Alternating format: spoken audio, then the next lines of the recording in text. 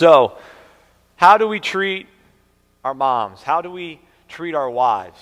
Point number one is pretty simple in that it's honor them. That's nothing new, right?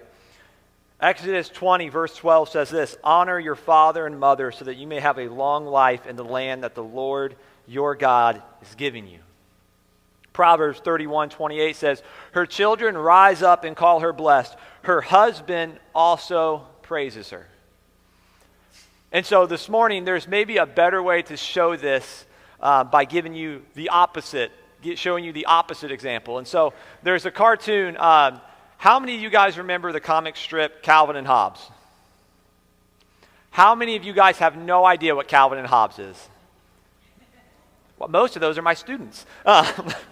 Some of them not, but so Calvin and Hobbes was a comic strip back in the day. I'm old enough to remember it, young enough to not know a lot about it, but we had a book in my house, and I remember reading it. And so this is from the Calvin and Hobbes on Mother's Day. It says this, I was going to get a card with hearts of pink and red, but then I thought I'd rather spend the money on me instead. It's awfully hard to buy things when one's allowance is so small, so I guess you're pretty lucky I got you anything at all. Happy Mother's Day. There, I said it, I'm done. So how about getting out of bed and fixing breakfast for your son? So opposite. Because folks, I want you to know, if I would have said something like that, wouldn't be here. Not a chance. My mom would have wanted to kill me. My dad actually would have, so. But we honor our moms. And so that's a kind of a funny example, obviously, but what does that practically look like? Today, go where she wants to go. Do what she wants to do without the eye rolls, the attitude, being on your phone. Like, just be present. Right? The things that makes most moms happy, right? When it comes to my mom, her greatest joy is when all the kids are together, the whole family is around, and they're there. Not just occupying a room, but they're there together enjoying company. So, listen, it may be the worst activity in your mind to ever pick for Mother's Day. Your mom is very and much more deserving than just give her this day. Be there. Be present. Point number 2. Give moms a reason to rejoice. Proverbs 10:1 says this, a wise man brings joy to his father, but a foolish son heartache to his mother. If your lifestyle brings heartbreak to your mom, there's a really good chance you need to look in the mirror and talk to God about what you're doing. Because no one wants better for you than your mom.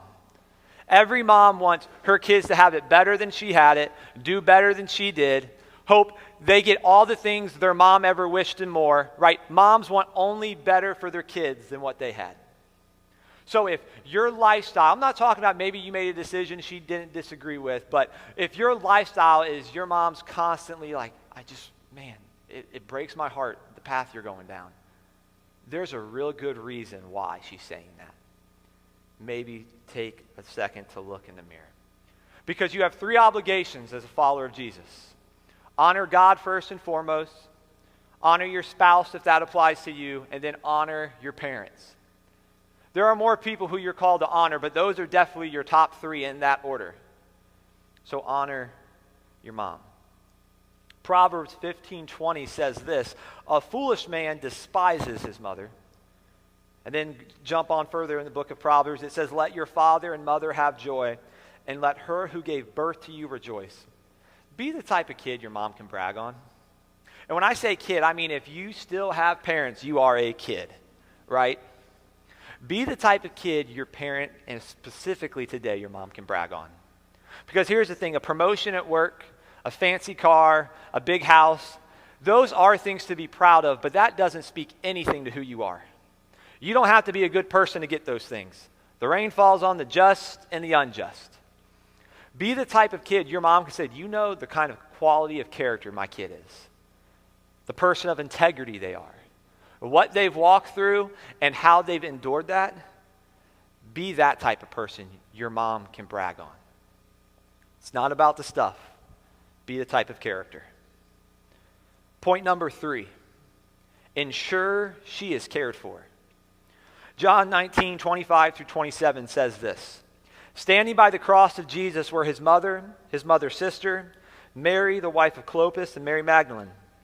When Jesus saw his mother and the disciple he loved standing there, that disciple would be John, he said to his mother, "Woman, here is your son."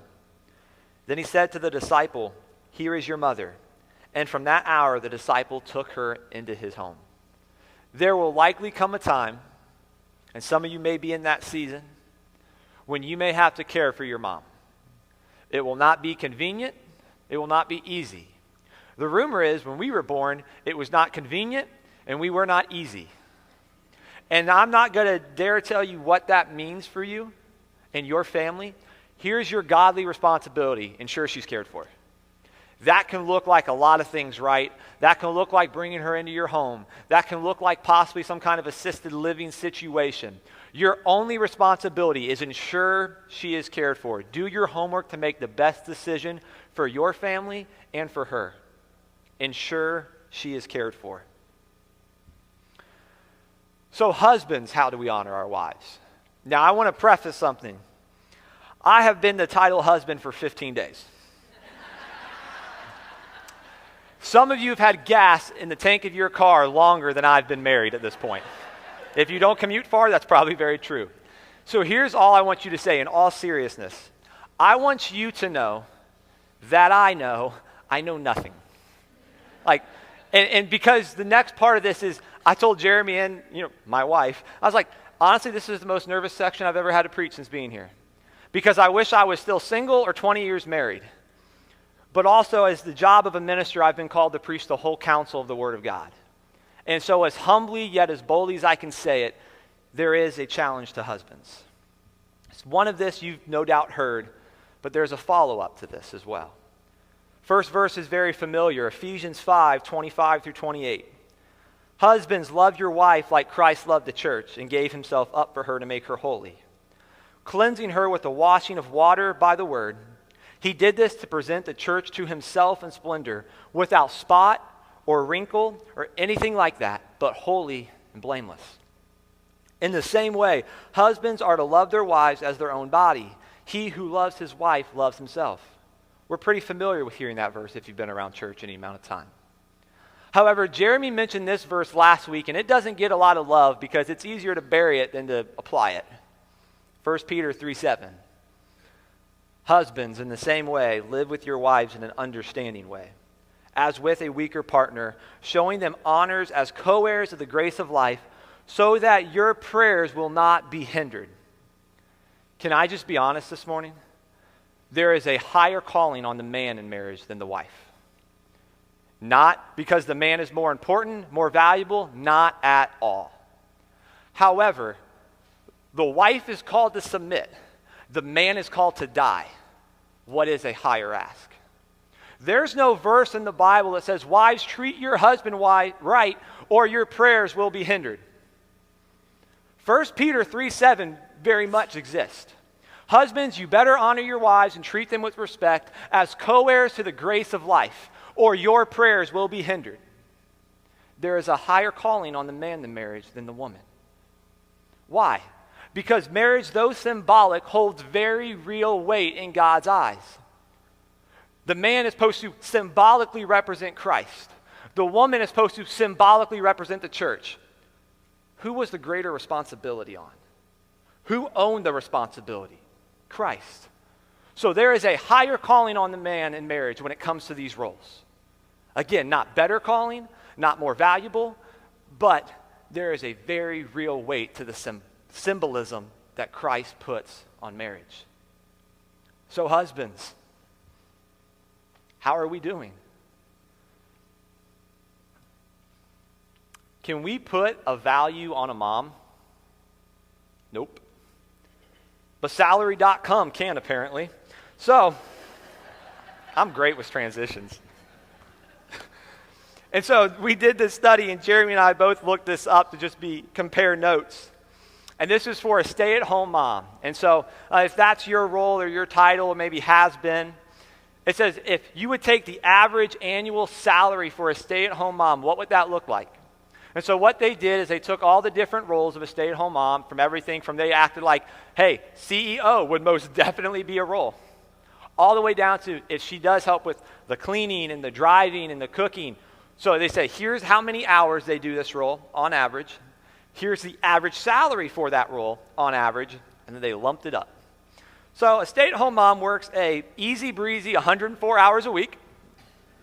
That's pretty accurate. And the lowball salary for a stay-at-home mom would be $179,000 a year. Conservatively.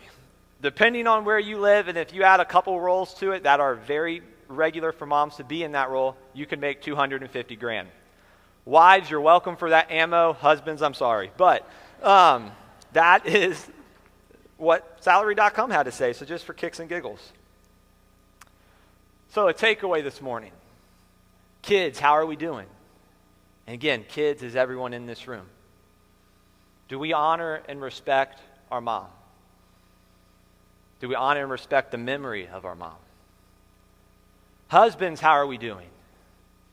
Do we honor and respect our wives? Do we praise her and give her words of affirmation and love her unconditionally? Maybe a very sobering thought is, do we set the example for our sons and daughters? The stats show your son will love his future wife in the way you've loved your wife, how you loved their mom. That is the predominant case. So how you show love to your wife is the example you're setting to your son.